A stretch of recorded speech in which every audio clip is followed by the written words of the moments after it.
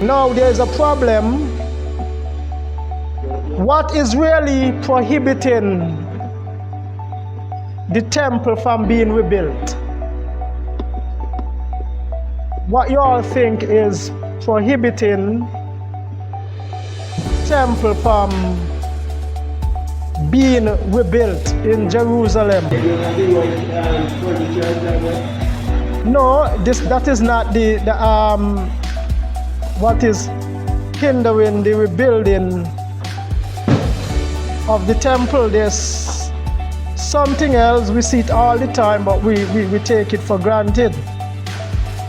And that itself, somehow, that gonna spark a lot of problems, but it has to happen. What you all think it is?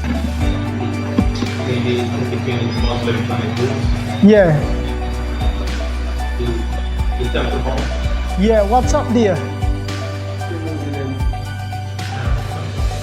Remember, the rock of the dome is right there next to the temple.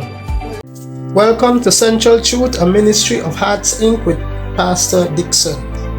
As we continue our series on the introduction to prophecy, we are going to be looking at part 4, the priestly covenant.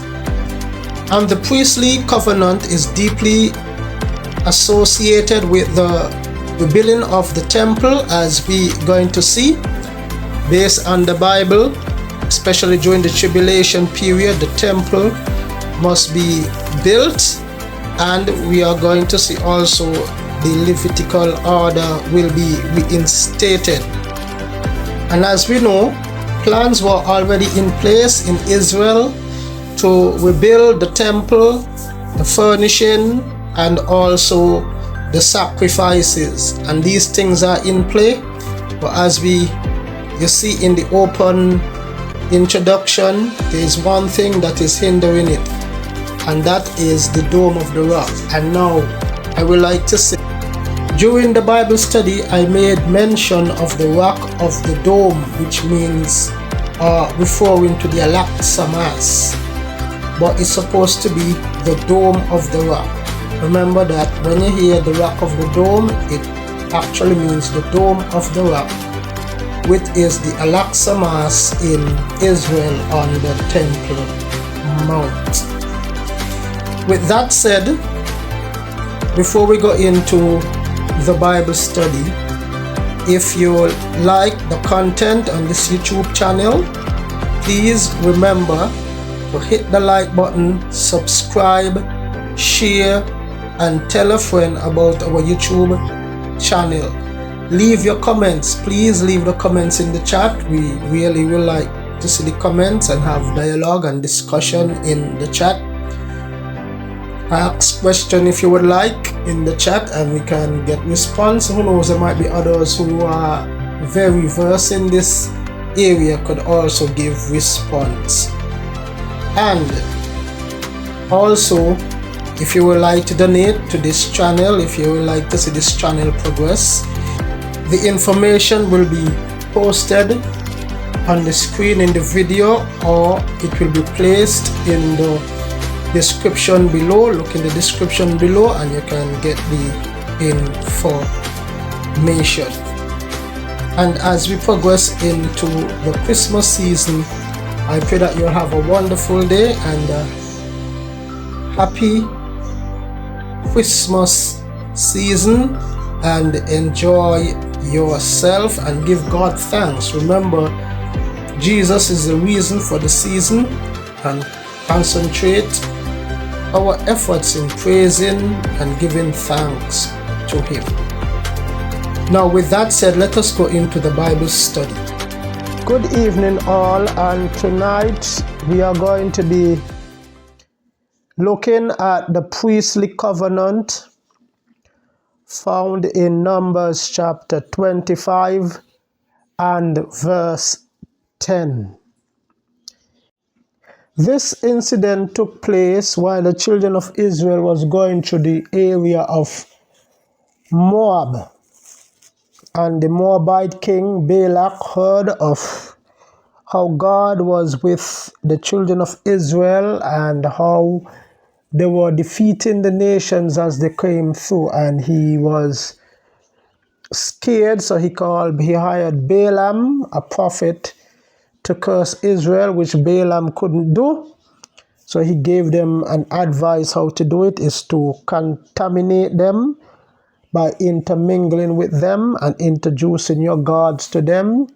So Balak set up a woman from the Moabites, his people, to go in and mingle with the children of Israel, and this upset God, and God sent a plague, start to kill the children of Israel. And the Phinehas, the son of Eleazar, who was the son of Aaron, took a spear while one of the Israelites was having intercourse with one of the Moabitish women, and he sent the spear through them. In the act, killed them, and that stopped the plague that God was sending through the community and killing the people. It almost wiped out Israel, and that act that Phinehas did, steady hand of God stopped the plague, and because of that, God made this priestly covenant to Phinehas, found in Numbers chapter 25, verse 10.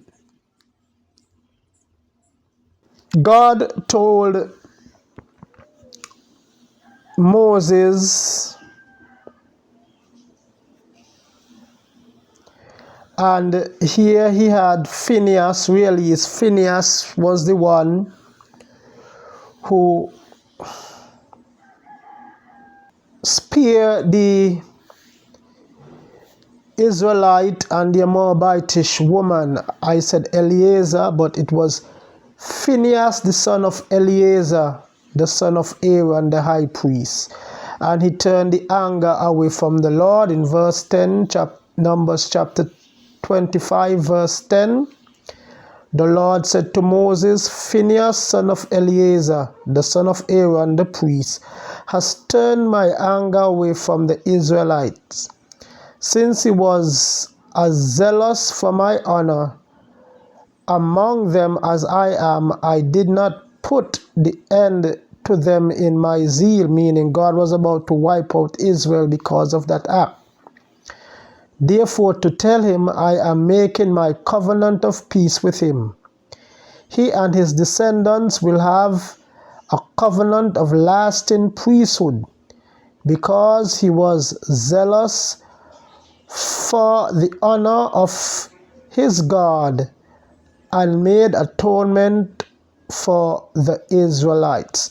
So here, of Eleazar's son, the priesthood, the high priesthood, will go through Phinehas.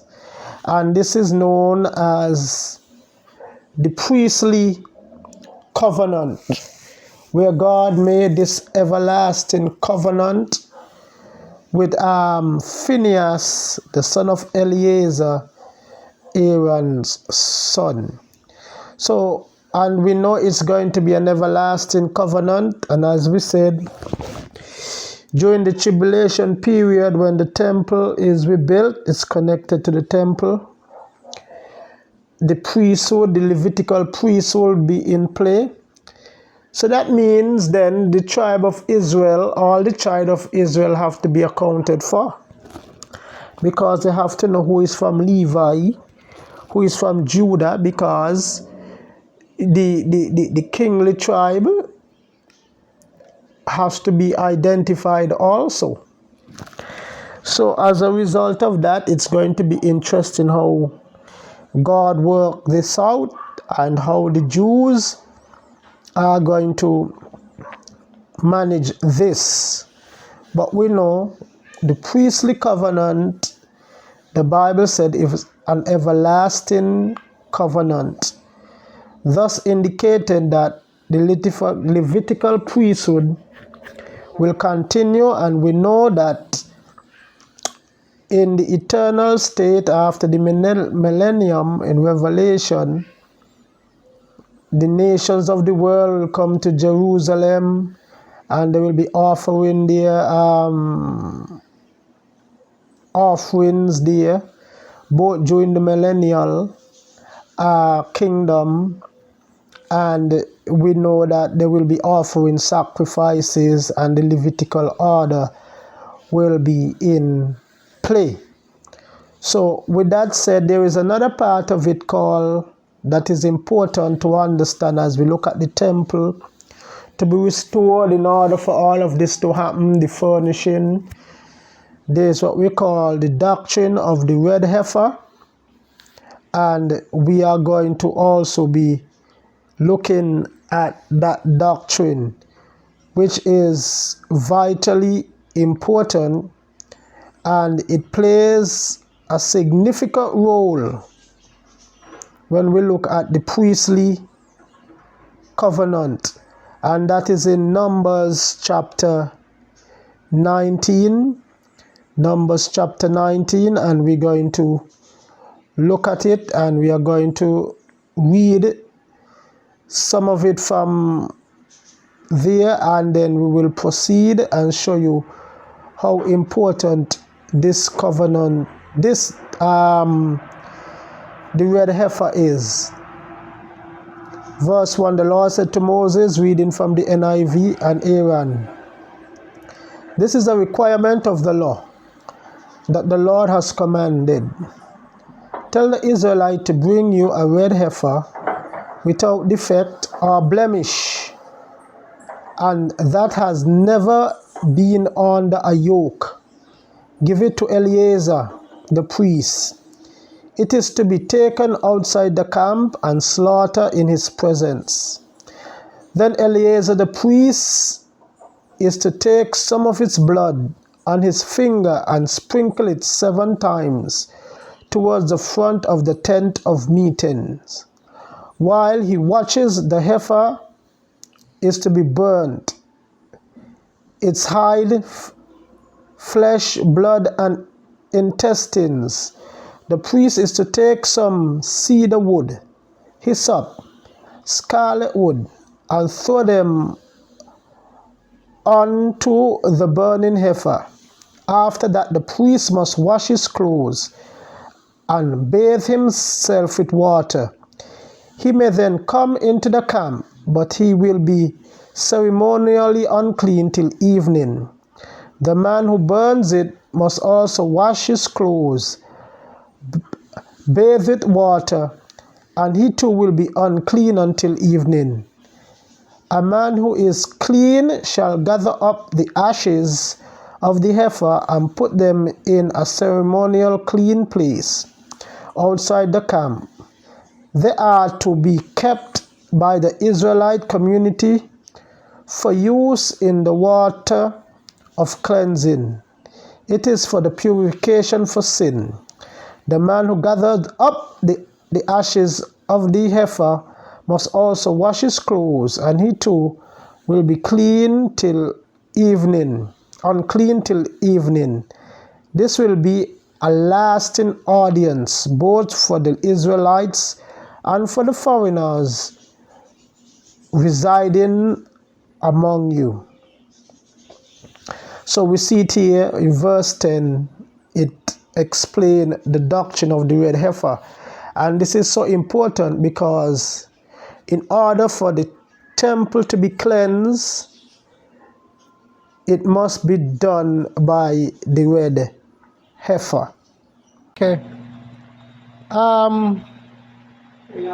So right there, go ahead. Why kill that they gone back to red heifer to sacrifice again and the Lord don't say it more than one time. He don't want to go sacrifice. When they pray, he ain't going to do and so on. How come that they will have this special sacrifice? We're going to get back to that. We're going to get all back into that. Now, as I said, when we look at the time of grace, the doctrine of the church, during the tribulation, the prophetic clock going back to the nation of Israel. That's what I'm coming from. And in Revelation, there must be a temple. The man of sin had to go in and desecrate the same temple. And so all of that. But in order for the temple, when the temple is rebuilt, there must be a red heifer. The red heifer must be the first sacrifice to cleanse the temple. So that's why you have the doctrine of the red heifer. Well, so right now Israel is looking not only for rebuilding of the temple, they're raising red heifer cows to find the perfect one. Up yet they haven't found the perfect one because it must be without spot and without blemish. Now, when Israel went into captivity and they came out and they cleansed the temple, they used the red heifer. So every time the temple was destroyed and rebuilt, they used a red heifer to cleanse the temple. So these are very important when we see things happening in the news. Oh, they put the embassy in Jerusalem. Don't take that lightly. You know what I mean? That is very huge thing. Now there is a problem. What is really prohibiting the temple from being rebuilt? What you all think is prohibiting the temple from being rebuilt in Jerusalem? No, that is not the what is hindering the rebuilding of the temple. There's something else. We see it all the time, but we take it for granted. And that itself, somehow, that going to spark a lot of problems, but it has to happen. What you all think it is? Yeah. Yeah, what's up there? Remember, the rock of the dome is right there next to the temple. That's what I'm coming from. The Muslim rock of the dome is right in the vicinity of the temple. And that is Islam's second most holy site apart from Mecca. And in order for the temple to be rebuilt, that has to be removed. And right now that is going to cause confusion, but it's going to happen because removing, you see, all these everything like that, eventually Israel, as I said, will just get fed up and just remove everything. Right now Jerusalem is split. Part of Jerusalem belongs to Israel. Part of it belongs to Palestine. As a matter of fact, Bethlehem is in Palestine. That's the Palestinian side right now of Israel. So Bethlehem is owned by the Palestinian, and we know the entire thing belongs to what? Israel. So there is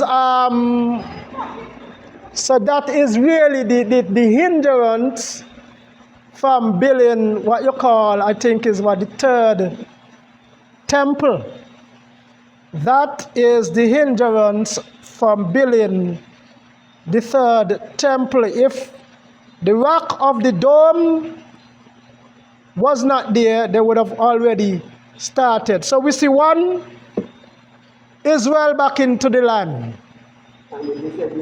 Two, when they came, Tel Aviv was made. Now Jerusalem has been officially the capital. The only thing now left is the rebuilding of what? the temple. And remember, it's very important because as Benjamin Netanyahu was saying there. Thank you all. And of course, I want to especially welcome Jared Kushner and Ivanka Trump.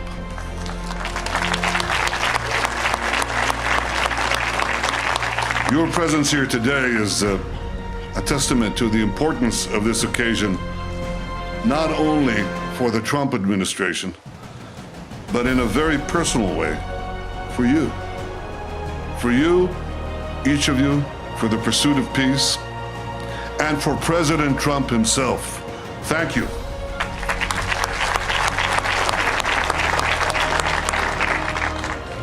Dear friends, what a glorious day. Remember this moment.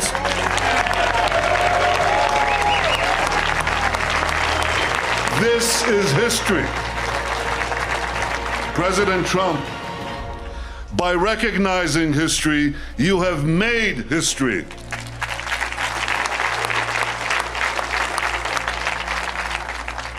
So for me, this spot brings back personal memories, but for our people, it evokes profound collective memories of the greatest moments we have known on this city on a hill.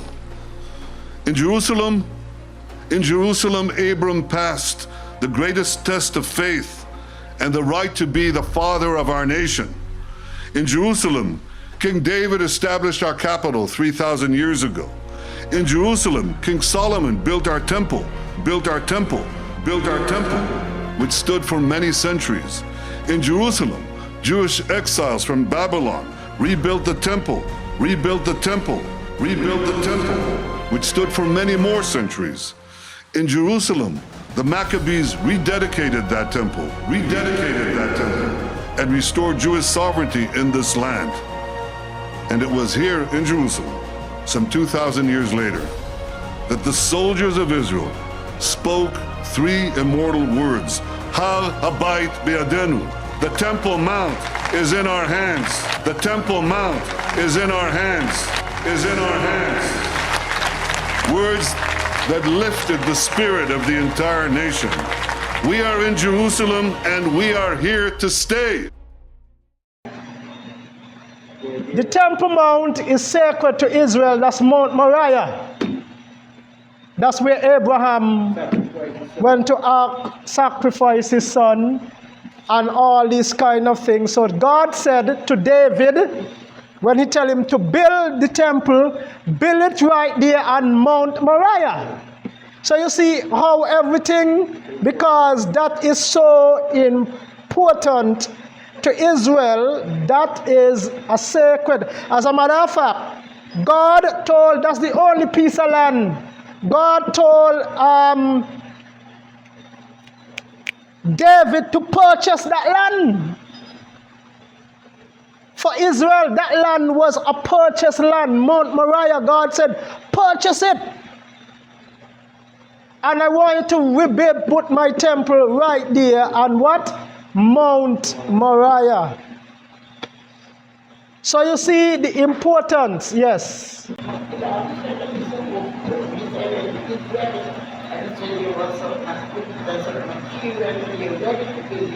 Yep. They have certain materials already in place. It's just one hindrance. The rock of the dome is really what is keeping Israel back, because it's like if Israel remove it right now, you can cause all kind of confrontation and trouble and strife, Islamic this and Islamic that. But eventually it will be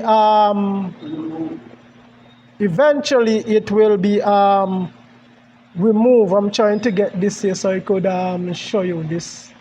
This video will probably make you angry, so here's how it goes. Earlier this week, Israeli Minister of National Security Itamar Ben-Gvir decided to visit the Temple Mount in Jerusalem, as it was a special fasting day in Judaism that commemorates the destruction of the temple. Nothing wrong with that so far, right?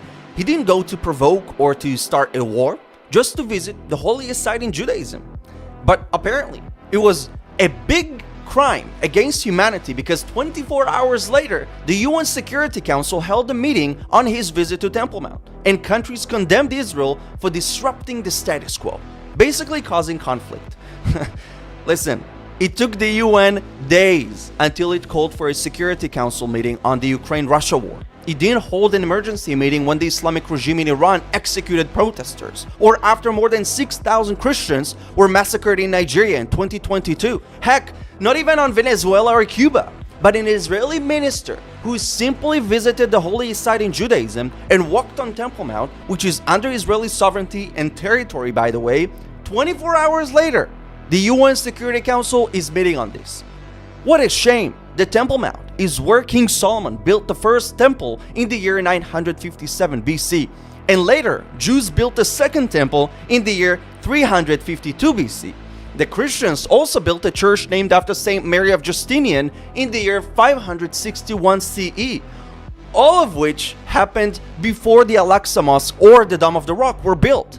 No disrespect, but the first temple was built 1,662 years before Al-Aqsa. But today, Jews and Christians are not allowed to pray on Temple Mount because it disrupts the peace in the region. Who are they to tell me what to do on my land? Wherever you put a shovel here, you will find that Jewish history, not a Palestinian one, because it doesn't exist. We're gonna get back to this now. That give you a little synopsis. Now turn to, as we look now, the institution of the priesthood. Matthew chapter 24:15. Matthew chapter 24, he mentioned that a while ago. Then we'll look at Daniel 9:27. Matthew 24:15. Jesus prophecy, and we're going to see in Revelation Thessalonians that the temple, they're going to be a future temple. So Daniel 24:15, Matthew chapter 24:15, someone have it, go ahead, read. Okay.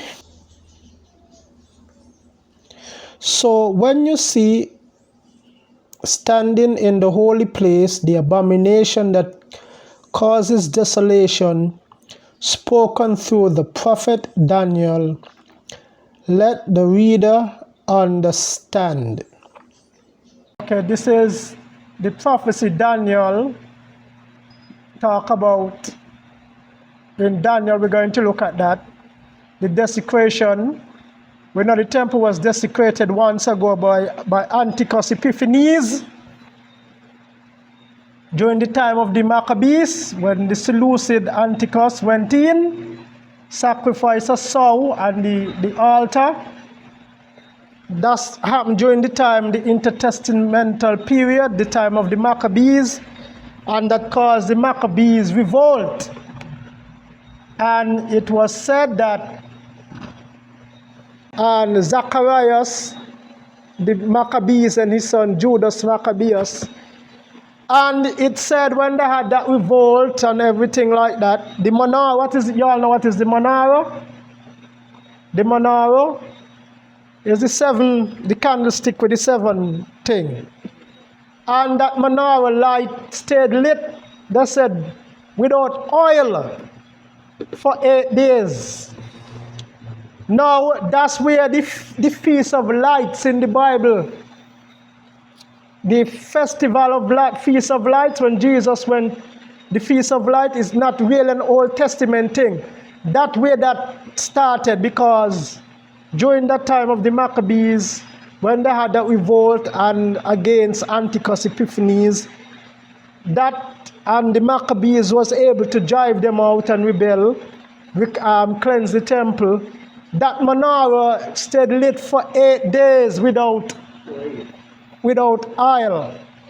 From that time, the Jews, you see that many times they went the Feast of Lights. That's where the Feast of Lights came in. to celebrate, yeah, the menorah, yeah.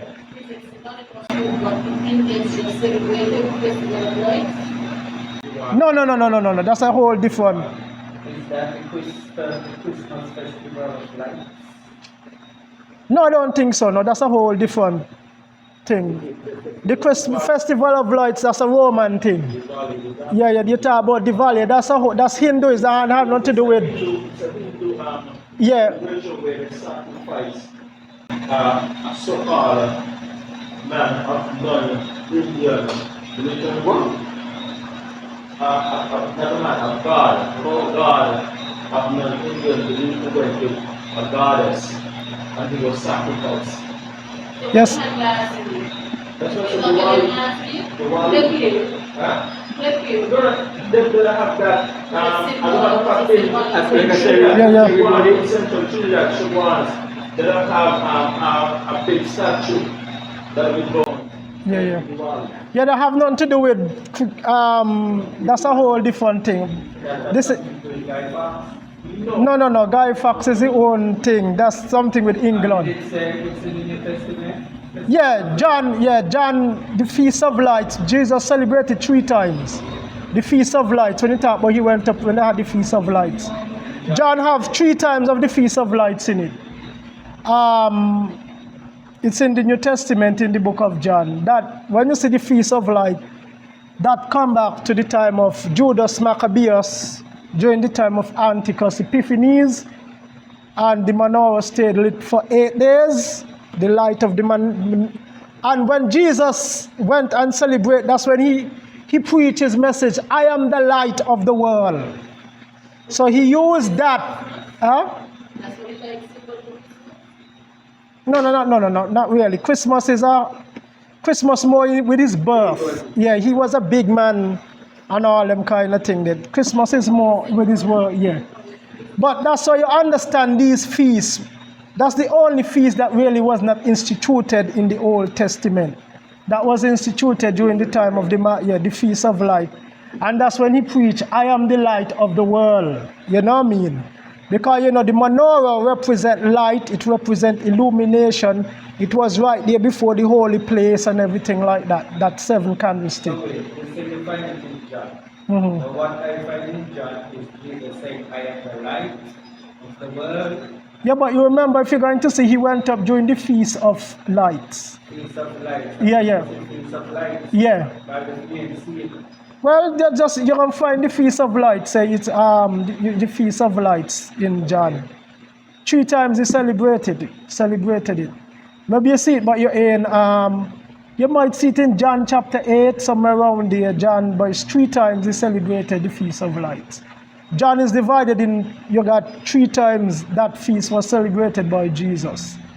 But that's when you see that, that's what the history of that come from. And so it is, that's when you had the first sacrilege when Daniel talked about Antiochus Epiphanes, and also in the tribulation period, the man of sin, who is the Antichrist. Antiochus Epiphanes was a picture of the Antichrist. He will go into the temple and desecrate the temple during the 70, the midst of the tribulation period. After the 7.5 years when he break the covenant, that's when he going into the temple to desecrate the temple. So we know the temple has to be what? Rebuilt, and right now they're already building, Israel right now is engaged in building the temple furnishings, and everything is, as I said, is only one thing is prohibiting them, that Dome of the Rock, because it's right in the middle. If you look at the Wailing Wall, I mean, the temple is a big thing.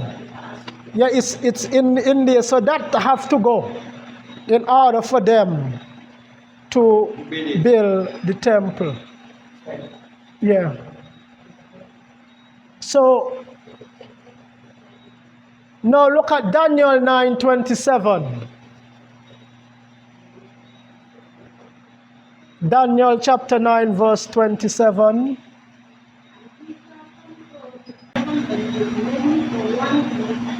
and in the wisdom of the weak shall cause the sacrifice and the operation and to the overspreading of abomination shall make it desolate, even unto the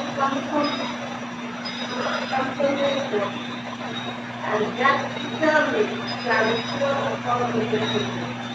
So you see, Daniel talk about in the midst of the 70th week, this is during the tribulation, the Antichrist will make an abomination, and cause the oblation to cease. So that means sacrifices were going on, and the Antichrist going in there and stop all of that and desecrate the temple. Look at the same Daniel chapter 11:31. Daniel 11. Was it because they were able to see the temple desecrated? Well, he did say he's going to desecrate. We don't know. Like Antichrist Epiphanes, we know he went and offer a sow, and then just like how, that's what Jesus said, just like how the temple was desecrated, so it shall be. So probably it's going to be somebody who hates Israel and do something abominable in the temple, against them. So Daniel chapter 11:31. His armed forces will rise up to desecrate the temple fortress and will abolish the daily sacrifice. Then they will set up the abomination that causes desolation. With flattery he will corrupt those who have violated the covenant. But the people who know their God will firmly, resist him. I'm reading from the NIV. Those who are wise will instruct many, though for a time they will fall by the sword, or be burned, or captured, or plundered. When they fall, they will receive little help, and many who are not sincere will join them. Some of the wise will stumble, so that they may be refined, purified, and made spotless until the time of the end. For it will still come at the appointed time. So we see right here, the temple will be desecrated, and the man of sin is going to come with flattering words. Flattering words that cause people to stumble. Those who know God, the Bible says, they will resist. But they will be persecuted. So when you ask why we got to worry about that, because we know it's evil and we have to stand. We have to stand because it's evil. Those who understand know, otherwise we're going to fall in the trap of the Antichrist system. So look at again Daniel chapter 12:11.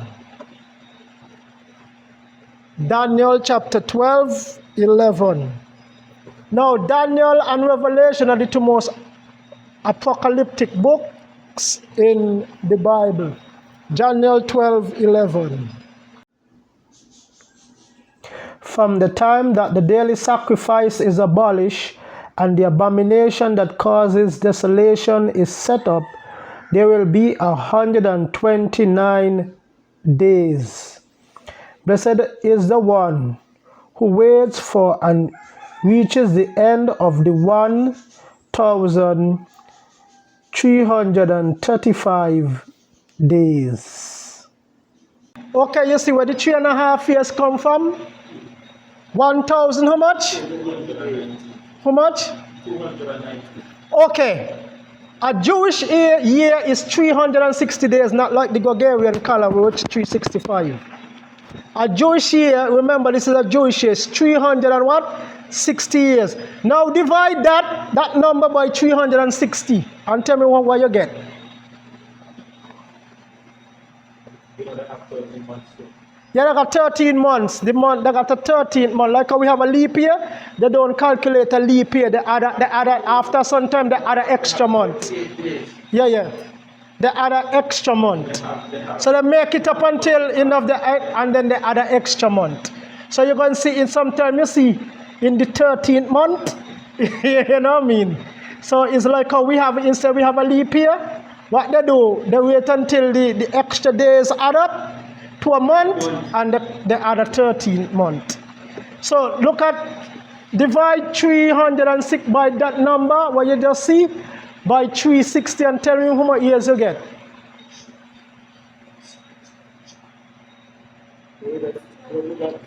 How?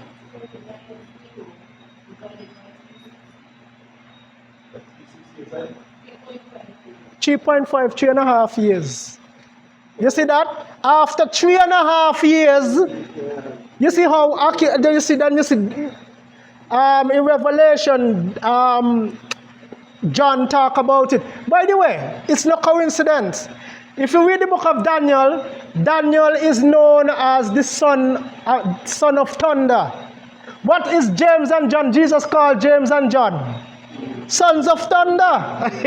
you see that? So you ain't no coincidence why you see these two books are so synonymous. So you see that 3.5 years is very what? And John give you the exact date, and Daniel give you the exact amount of days.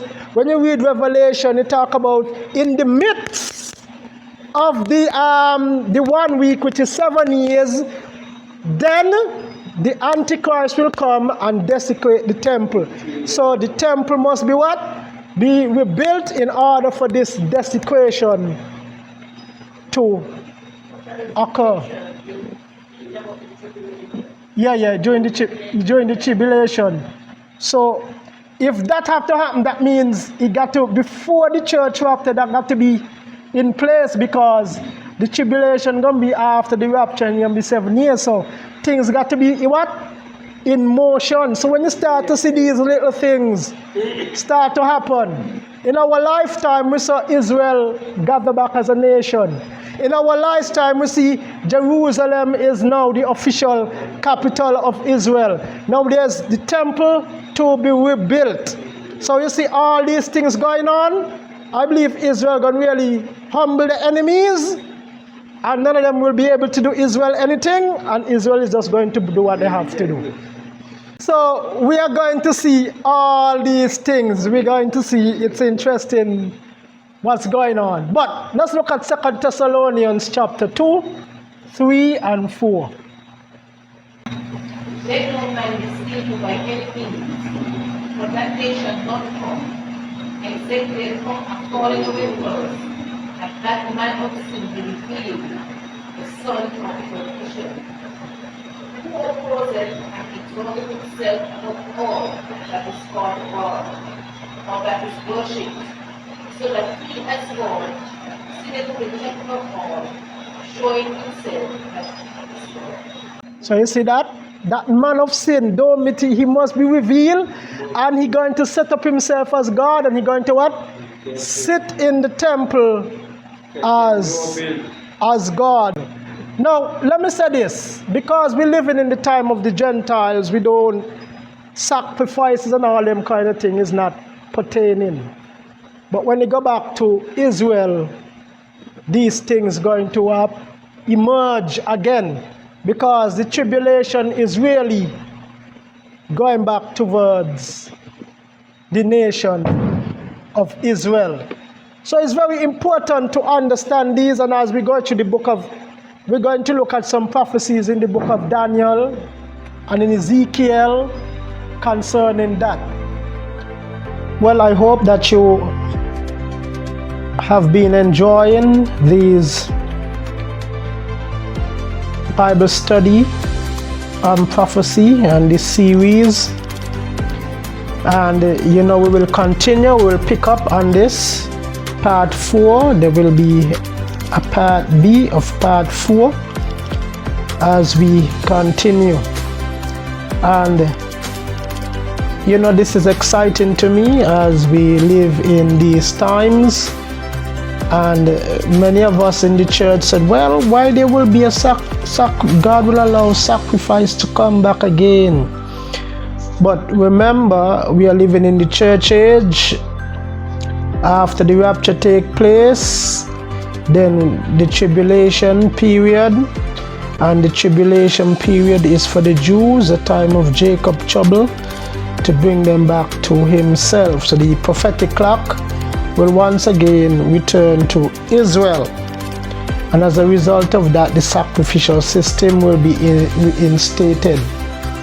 Now, in the eternal state, in the millennium kingdom and the eternal state, yes, there will be sacrifices, yes, but it will not be for sin, but as a memorial to the Jews, just like how the church, we celebrate the Lord's Supper as a memorial, so the Jews will celebrate their sacrificial system as a memorial for what Christ has done.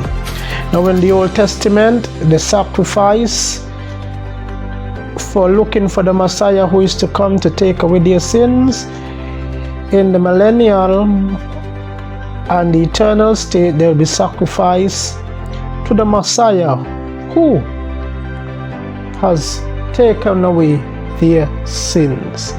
Now, I hope you stay tuned as we continue on this path. Now, with that said, if you enjoy the content on this YouTube channel, please remember to like, share and subscribe. Tell a friend. Leave your comments. Please hit the like button. Please subscribe if you have not already done so, and leave your comments. This is how we engage with you and know how impactful this ministry is. Remember, our main aim is to get the gospel out. And also, if you like to donate to this channel to keep it going, we will gladly appreciate it, and the information is on the screen and also in the description below. And as you celebrate the Christmas season, I pray that you'll have a wonderful Christmas and enjoy your Christmas when it comes. Now, with that, saints, have a wonderful day, a wonderful week, and may the Lord's blessings be with you until next time.